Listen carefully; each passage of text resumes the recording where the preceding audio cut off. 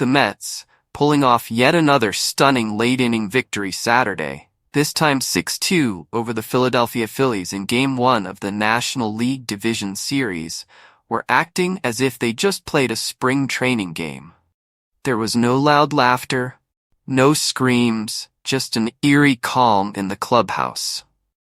While they may be surprising the entire baseball world, the Mets have come to expect this level of performance. Flying to Atlanta after the regular season, needing to win a game, they pulled off a comeback in a doubleheader. They flew to Milwaukee and came back from their final 2 outs before first baseman Pete Alonso hit a game-winning 3-run homer. Now in Philadelphia, they faced 45,751 raucous fans, mustering just 1 hit in 7 innings against ace Zack Wheeler. Yet, in a flash of brilliance, they dismantled the Phillies' bullpen with an explosive 8th-inning flurry. Despite the victory, there was no trash talk or bravado.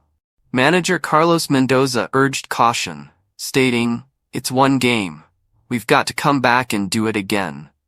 He reminded everyone that the Phillies won their division by a large margin, emphasizing that they need to continue playing well.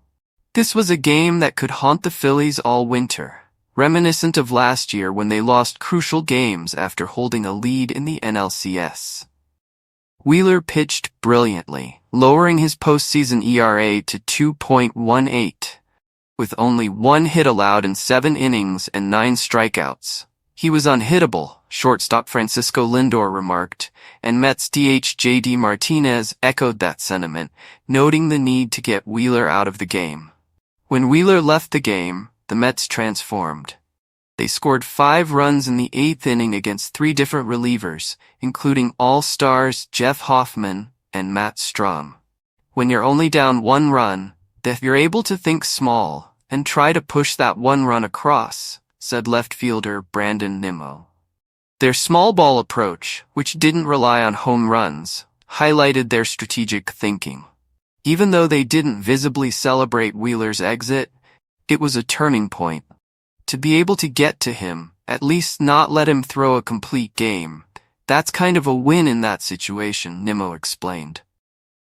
The Mets' offensive explosion consisted of 5 singles, a walk, and 2 sacrifice flies, overwhelming the Phillies and sending their fans home early. Lindor remarked, "Momentum is a real thing, but you have to play the game the right way."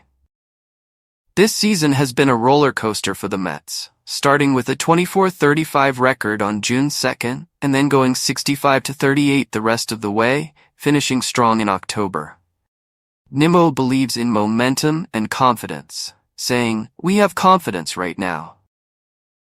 The Mets attribute their success to hard work and a clean approach to baseball. However, the Phillies face a mounting sense of urgency. A loss in Game 2 would put them in a precarious position heading back to New York. "We've got to win one while we're home," Wheeler admitted.